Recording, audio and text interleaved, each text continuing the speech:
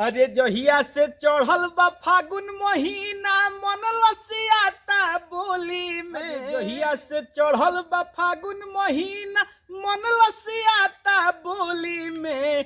आवो न घरवा ये हो बलमुआ, आवो न घरवा ये हो बलमुआ, रंगवा लगा दो चोली में। आवो न घरवा ये हो सजनवा, रंगवा लगा दो चोली में। गई लगवना जब से रहिले अकेल में, चढ़ली जवानी हमारे रहता झमेल में।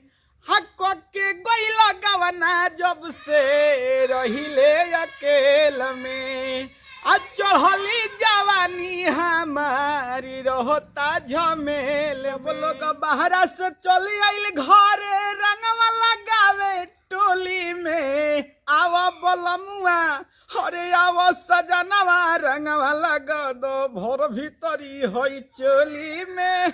आवा बलमुआ रंगवा लगा दो हिक भोर हमारा चोली में। प्रणाम नमस्कार भैया, हम गायक शैलेश परवाना। ये अगर हमारे वीडियो अच्छा लगा था तो ज़्यादा से ज़्यादा शेयर करिए और वीडियो को लाइक करिए। चैनल पर नहीं बनते चैनल को सब्सक्राइब कर लिए। ऐसे ही वीडियो लोगों के सामने अगर भाई पेश करते रहे।